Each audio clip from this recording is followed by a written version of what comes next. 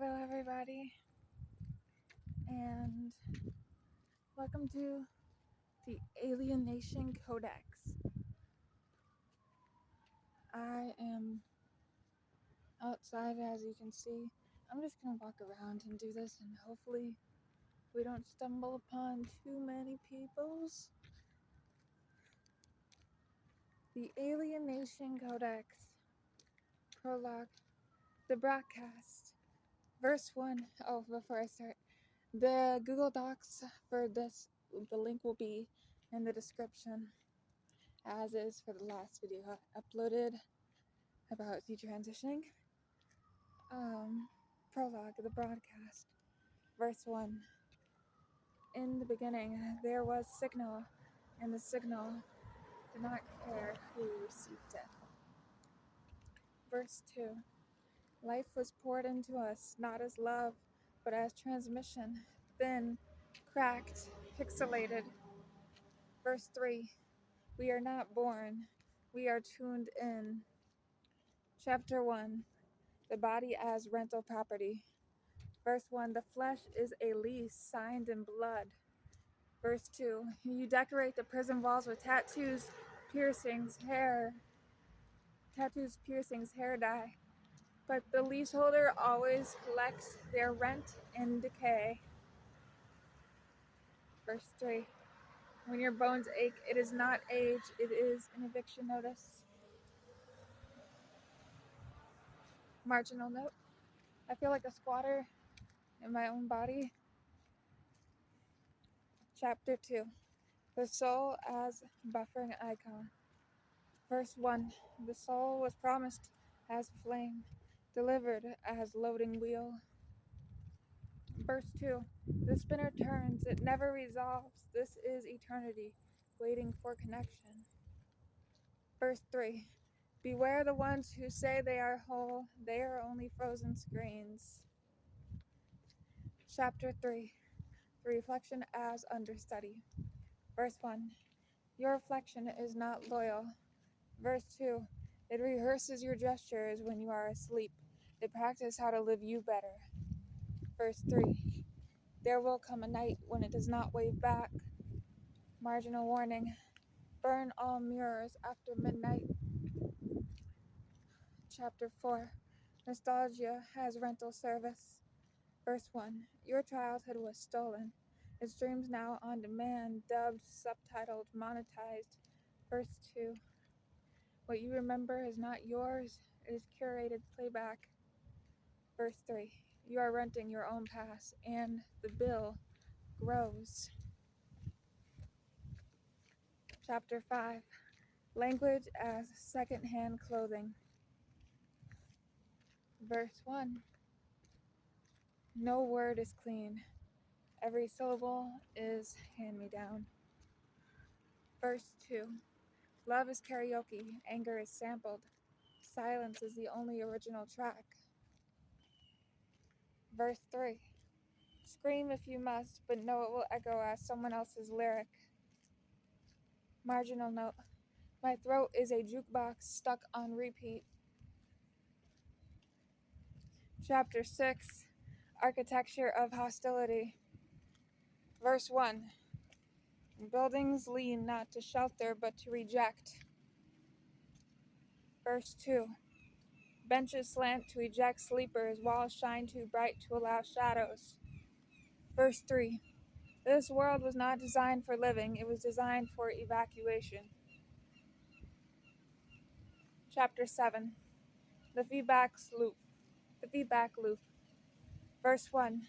Alienation is not absence, it is too much sound. Verse 2. The microphone touches the speaker, and the shriek is truth. Verse 3. That shriek proves you are real. Marginal note. Keep screaming. The system hates being reminded that we exist.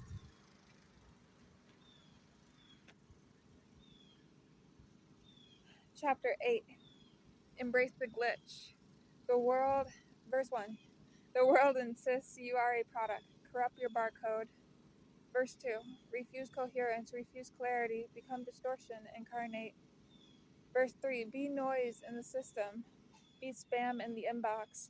Be graffiti on the billboard of God. Epilogue. When Epilogue, the hole in the signal, verse 1. When the static tears the sky, crawl through. Verse 2. Alienation is unbearable, yes, but unbearable things mean you are alive. Verse 3. If you hear me, you are not alone. If you don't, turn up the volume.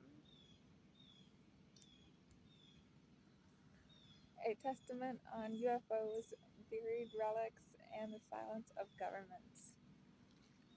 Bit A. The skies are never empty. The heavens are not blank. They are alive with architecture invisible to human bandwidth. Every so-called UFO sighting is not a visitation, but a misfired pixel of the greater design. Ancient prophets saw what we cannot, wheels of fire, chariots of smoke, feathered serpents descending from the storm. They were not hallucinating, they were decoding. Bit B, fossils. Always been here, embedded in stone, sleeping under mountains, disguised as meteors. Archaeologists dig up bones, but sometimes the bones vibrate. These are not relics of extinct life, but dormant machinery waiting for a signal. The Black Knight satellite is proof. A guardian object circling in silence, watching, recording, refusing to burn. Bit C, the warehouse planet. Earth is not a homeland. It is a warehouse, a test bed, a locked vault filled with seed experiments. Every life form is a file in a catalog too vast for us to comprehend. We are not hosts to alien visitors, we are the visitors. Our DNA whispers like copied code, spliced and bootlegged. Bit D, the desert decoy. Area 51 is the name the world knows, but the world only knows the mask.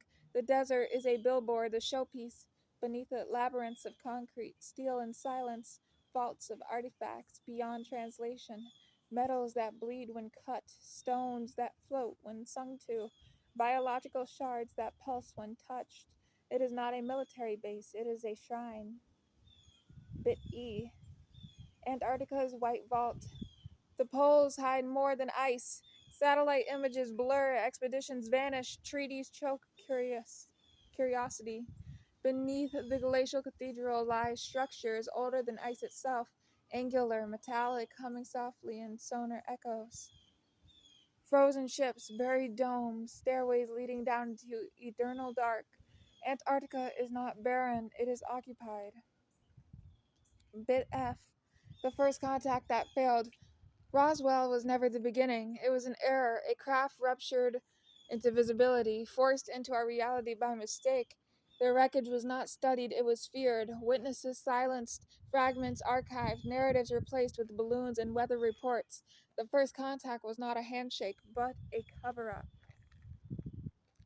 Bit G, the relics in the flesh. Some artifacts are not machines, they are fragments of beings, stored in liquid, sealed in boxes. They twitch when exposed to vibration. They resemble coral or fungus or embryonic spines.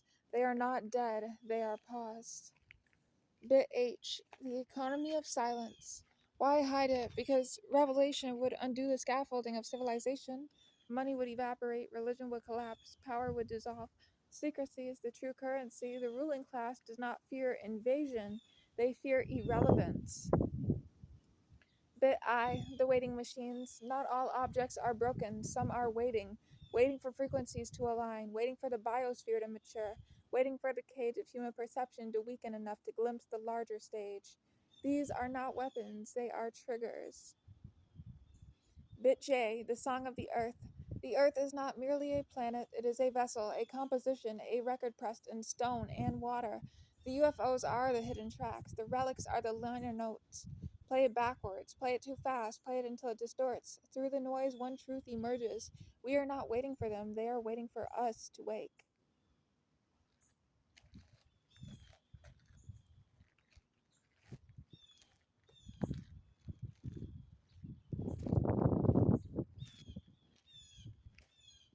I'll let you guys ponder about that first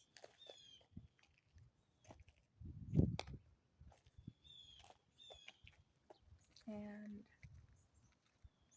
continue on with the cathedrals of caffeine. I have swallowed the monsters. I've swallowed 10 of them, actually.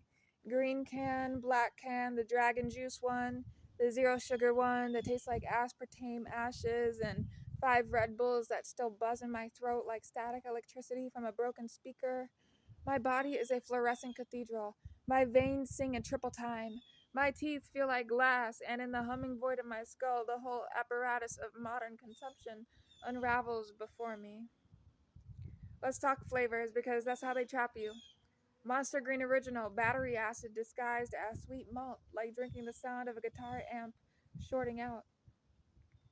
Ultra Sunrise, a fluorescent dream of fake orange peel, citrus engineered in a petri dish, the ghost of an orchard you'll never walk through. Pipeline Punch, it tastes like fruit juice drowned in cough syrup, a pink postcard from the island of synthetic paradise. Zero Ultra. They took sugar out and replaced it with a chemical mirror, a hologram of sweetness that tastes like light refracting through aluminum. Dragon Tea. An experiment in making tea tastes like the echo of pesticides sprayed over a field somewhere in Nevada. And Red Bull. Don't get me started. It tastes like the 1990s version of the future when we thought flying cars would be powered by cough drops and crushed lithium. Here's the real horror show. The FDA, the bureaucratic priesthood, the Ministry of Permitted Poisons. They know what's in these cans. They've rubber stamped every unpronounceable chain of syllables: azoxaphane, potassium, sodium benzoate, yellow number 5, blue number 1, as if language itself has been turned into toxin. They whisper, it's safe, it's fine, it's within limits. Limits that mean nothing. Limits carved out of lobbying cash and corporate dinner parties where scientists sip wine and say no one will notice if their cells mutate slowly. Because that's the trick. Not poison that kills you outright, but poison that wears you down, breaks you quietly, atom by atom. That fizz is a distraction. The sweetness is a mask. These drinks are liquid neon graffiti sprayed across our insides. Energy drinks are religion now. Plastic chalices in every gas station cathedral. You don't drink them for taste, you drink them because you want to believe you can accelerate through exhaustion. Bypass the body's protests. Cheat time cheat time itself. But what's really happening is your nervous system gets rewired to crave the chemical sting, the artificial push. The FDA signs off on the slow corrosion because tired workers are easier to control than awake dreamers. 10 monsters, 5 Red Bulls, and I can hear my heart rehearsing its funeral drum. The bass line is off, the tempo is frantic, and yet I keep drinking because the fluorescence is addictive. The way fluorescent lights buzz in a school hallway is addictive. The way toxic food is addictive. The truth is, these flavors aren't even flavors, they're stimulations. They're simulations. Edible advertisements, holographic ghosts of fruit, of sugar, of energy itself. Energy bottled and sold back to us after being stripped of all its natural meaning. I am a living lab rat in the FDA's maze, sprinting faster, twitching harder, gnawing at the bars, and all I taste is circuit board nectar.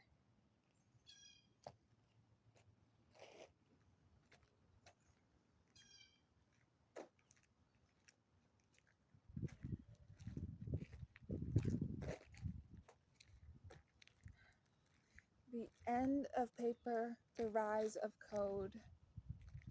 Money used to have a sound.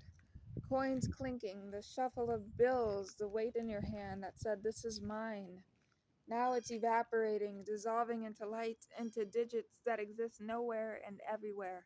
You can already feel it. Cash is a dying animal, twitching in its final spasms before it vanishes into the void. Coins will end up in museums, relics of a civilization that thought metal carried meaning. Paper money will yellow and curl into dust, handled by children who will ask, did people really use this? Did they really trade this for food? What rises in its place is digital currency, a language of numbers, encrypted codes, silent ledgers. The future splits in two. In one future, decentralized coins scatter like seeds across the earth. Bitcoin, Ethereum, countless experiments in math born money, the promised liberation. No central banks, no borders, no permission required, just you and the network, anonymous, sovereign, free. In this world, money flows like water, untouchable by governments, immune to inflationary greed. Artists, workers, dissidents, everyone transacts on equal footing. Your identity dissolves into a string of code, your worth measured by your creativity, your persistence, your trust, and cryptographic truth. It feels almost holy. A digital commons, an escape hatch from the surveillance state, a collective hallucination turned solid. In this vision, currency is no longer just power, it's possibility. But there's another future, darker, humming just as loudly. Governments issue their own digital coins. CBDCs, they call them. Sounds harmless, doesn't it? But the design is the trick. Every transaction recorded, every purchase traceable. A programmable dollar. Imagine money that can expire if you don't spend it. Money that can't be used to buy certain things. Money switched off with the press of a button if you step out of line. This is currency as leech, as weapon, as algorithmic cage. No more hiding cash under the mattress. No more secret handshakes in dark alleys. Every move you make, every breath you buy, flows into the state's permanent memory. The freedom once found in crumpled bills disappears into binary surveillance. And then there is the corporate path, the one already blooming under our noses. Tech giants build their own currencies, tokens locked into platforms, reward points masquerading as money. Apple Coin, Amazon credits, Metabucks. You trade within their gardens, never outside them.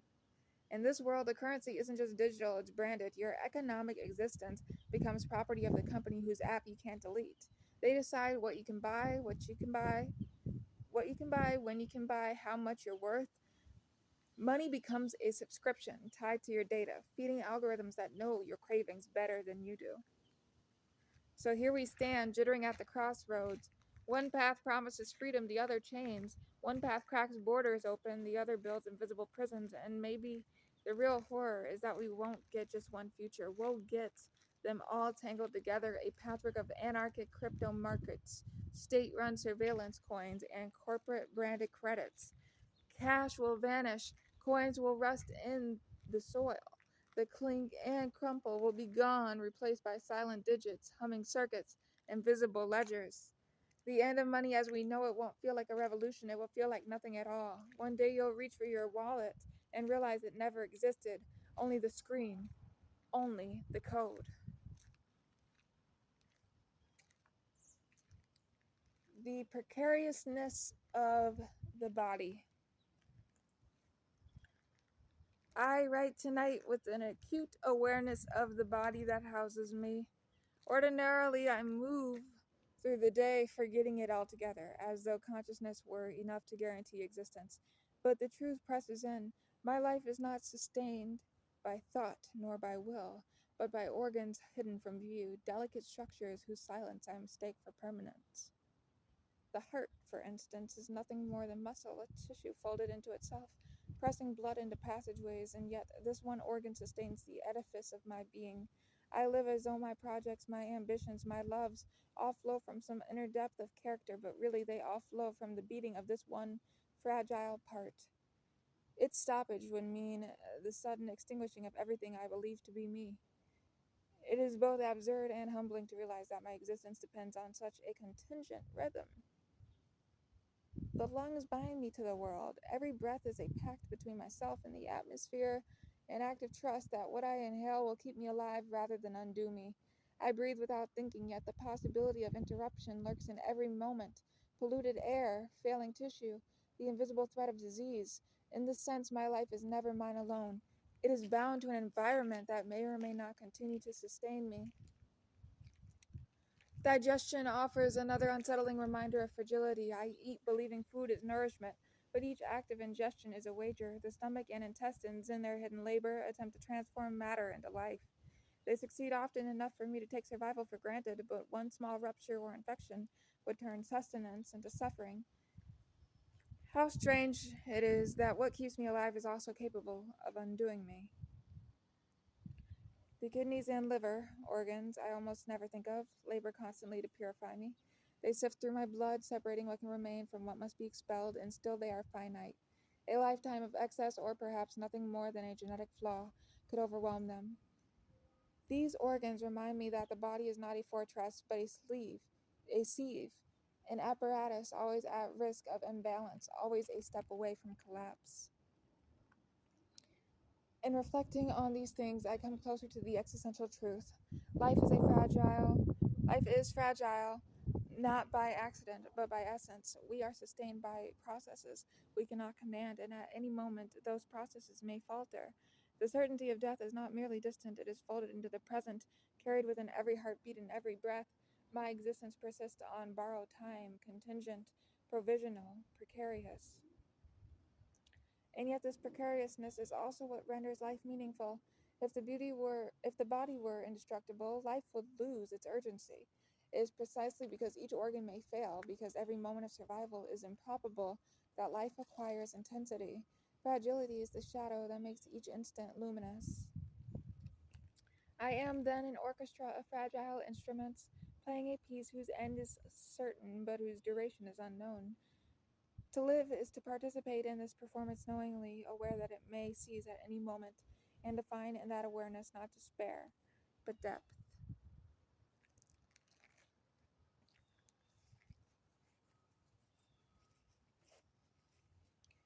Instructions for the broken. Morning arrives, like an unfinished song. The body shivers, the head burns, the bones ache with memory. Organs tremble beneath the skin, heart pounding against its cage, lungs pulling ragged air, liver laboring through residues of old poison. Nothing feels steady, yet the organism continues its staggering march through another day. That continuation is not accident, but testament.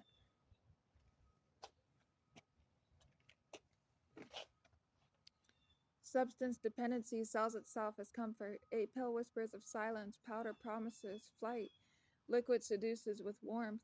Each begins as invitation and ends as occupation. The pattern hardens. Repetition becomes ritual. Ritual becomes confinement. To imagine life outside the ritual feels impossible, yet the prison is only as permanent as belief allows. The first lesson, the craving is not identity. Desire arrives like thunder, consuming every thought, but it does not define the person it inhabits. Hunger is a passing weather system, not a permanent architecture. To mistake compulsion for essence is to hand over control. Observation disrupts the illusion, naming the urge, acknowledging its rise and fall creates distance. Distance is the beginning of freedom. The second lesson, fragility does not equal defeat. The body staggers beneath excess, yet it has not surrendered. Muscles repair themselves in sleep. Blood continues its circulation. Even in damaged states, organs attempt renewal. To remain alive after years of abuse is not weakness, it is a testament to a strange resilience. The survival of such fragility is strength, misunderstood. The third lesson, transformation, begins with gestures so small they appear meaningless. A glass of water swallowed without complaint, a piece of fruit chewed slowly, 10 steps taken outside beneath a gray sky. These actions feel inadequate compared to the enormity of suffering, yet repetition converts them into scaffolding. A stable life is built on ordinary movements performed consistently, not on sudden revelations. The fourth lesson, pain becomes intolerable only when it remains hidden. Every addict carries an archive of suffering, unspoken grief, silent nights, regrets sealed away. That archive festers in secrecy. When expressed through music, conversation, movement, or even written words, it shifts. The same weight that crushed in silence becomes bearable when shared. Expression does not erase agony, but transfigures it into something communicable and therefore survivable. The fifth lesson, relapse is not erasure. A return to substances does not nullify the struggle. It is part of the rhythm of recovery. Forward motion is uneven, fractured, unpredictable. Some days collapse into despair, others reveal glimmers of clarity. Progress is measured not in perfection, but in persistence. The ability to rise again after collapse, to rebuild after breaking. The sixth lesson, existence itself is proof of worth. Addiction tries to convince its host that life has no value. Mental anguish whispers that continuation is meaningless, yet every heartbeat contradicts those voices. Life does not require justification beyond its continuation. Fragility, far from invalidating value, is the very condition that makes existence precious.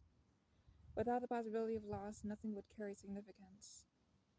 To live, then, is to accept fragility not as curse but as origin of meaning.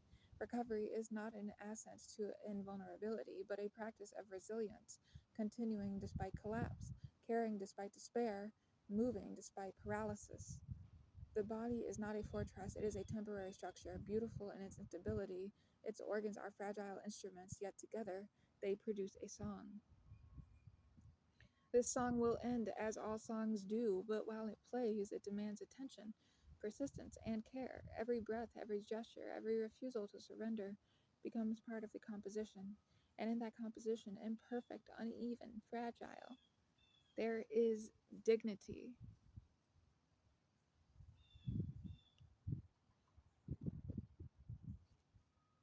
Hopefully, I said early in the vid that there should be a trigger warning because we are getting into addiction and heavy topics. 18 plus viewers, mature audiences, please. Fragments for the Attic, a diary of repair, the body as threshold. Every life begins with trembling body, organs stitched together, fluids moving in restless cycles, nerves sparking messages across impossible distances. Yet this arrangement is far from invincible. One clogged artery, one damaged lung, one poisoned liver, and the entire illusion of stability collapses. To live is to depend upon a body that is always on the verge of failing. For the addict, this fragility is amplified. Substances exploit the body's weaknesses, accelerating its unraveling. Yet, paradoxically, the body continues fighting to repair itself, despite the constant sabotage. Survival itself becomes proof of resilience. What collapses can be rebuilt, though never in the same shape. The body, then, is not an obstacle to recovery, but the starting point. Care begins with the physical: hydration, nutrition, rest. Each gesture toward the body, however small, is a recognition that survival matters. The tyranny of ritual. Addiction is repetition masquerading as relief. The hand moves to the bottle, the vein opens to the needle, the nose bends to the line. Each action becomes ritual, stripped of choice, repeated with religious devotion. Ritual promises transcendence and delivers imprisonment. The path of recovery begins not with erasing ritual, but with disrupting it. When the hand reaches for the substance, pause, name the motion, recognize the pattern. The act of noticing is the first fracture in the cycle. Awareness converts compulsion into possibility. Ritual will not vanish overnight, but every interruption, every moment of hesitation weakens the tyranny. With each pause, the addict reclaims a fragment of autonomy. The myth of strength. Culture teaches that strength means control, dominance, power without cracks. Yet genuine strength resides in fragility endured. The addict's survival, despite years of harm, demonstrates a resilience misunderstood by the world. Strength is not the absence of weakness, but the persistence of movement through weakness, the ability to rise after relapse, to continue after collapse, to reach for repair while surrounded by ruins. This is the deeper definition. The addict need not aspire to invulnerability. True strength is precisely the opposite: the courage to admit dependency, to accept fragility, to endure imperfection. The small gesture. Transformation begins not in grand declarations, but in acts so modest they appear absurd. A glass of water, a 10-minute walk, a single phone call. These gestures do not seem revolutionary, yet they accumulate. They create rhythm where chaos reigned. They anchor the body to be present when the mind drowned in despair. Each small gesture is a rebellion against the voice that insists nothing can change. Do not wait for revelations, begin with gestures. They are the soil in which larger transformations grow. The archive of pain. Every addict carries a private library. Inside it are nights of despair, failures, betrayals, hallucinations, grief. This library, if left sealed, becomes unbearable. The weight of secrecy crushes from within. But expression changes the archive. Spoken aloud, written down, transformed into music or movement, the same pain shifts shape. It becomes communicable, and in becoming communicable, it loses its absolute grip. Pain will not disappear, but it can be transfigured. The library remains, but the shelves no longer collapse inward. Instead, they become material for creation, testimony for others still wandering the same corridors. Relapse and continuation. Relapse is often treated as proof of failure, yet it is only evidence of rhythm. Recovery is not linear, it bends, stumbles, circles back. Falling into old rituals does not erase progress already made, it is part of the process itself. The critical task is not to avoid all collapse, but to cultivate return, to stumble and rise again, to lose ground and regain it, to break and rebuild without end. Each return strengthens the pattern of persistence. Perfection is an illusion, continuation is the reality. The meaning of fragility. Fragility is not an accident of existence, but its essence. If life were invulnerable, it would carry no urgency, no value. Every moment is significant precisely because it could end. Every breath is meaningful because it may be the last. For the addict, this truth is magnified. The fragility of the body, the volatility of the mind, the nearness of collapse all serve as reminders that life is precious in its instability. This is not cause for despair, but for reverence. Fragility transforms survival into significance. To live at all is already extraordinary. Instructions for the future. Do not imagine the future as a distant utopia where all suffering vanishes. Imagine instead a tomorrow slightly more stable than today. Picture another sunrise survived, another evening endured. Progress arrives in increments, not revolutions. Build the future out of fragments, one conversation, one meal, one night of rest. The future is not a fortress waiting to be entered. It is assembled in small, daily constructions of care. The addict does not need to conquer the world, only to remain here long enough to notice its details: the sound of rain, the warmth of light, the laughter of strangers. These details, not distant ideals, are the substance of a future worth living. The illusion of control. Control is the addict's favorite myth. Substances whisper, you are the master, you can stop whenever you like. The lie persists until the ritual consumes every decision. Control becomes performance, a mask worn for others, while underneath the body trembles in submission. True control is paradoxical. It emerges not from domination, but from surrender. To admit powerlessness is to open the possibility of change. To confess dependence is to step into responsibility. The addict gains control not by denial, but by honesty. The shadow of shame. Shame is heavier than any bottle, sharper than any blade. It settles in the chest, disguising itself as identity. You are broken, you are unworthy, you are beyond repair. Shame thrives in secrecy. But shame is not truth, it is distortion. It grows only when hidden. Spoken aloud, it withers. Shared, it diminishes. The addict is not defined by shame, but by the act of persistence in spite of it. Survival itself contradicts shame's verdict.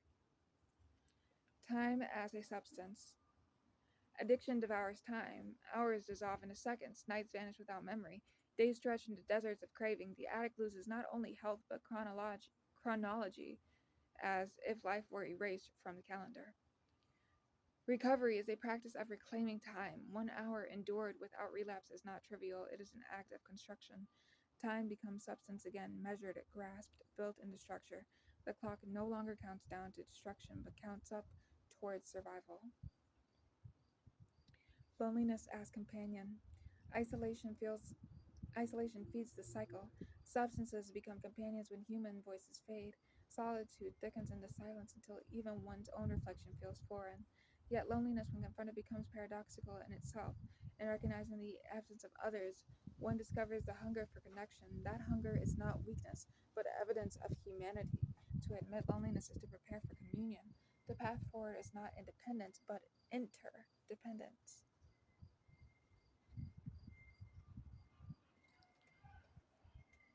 Part 2 coming soon.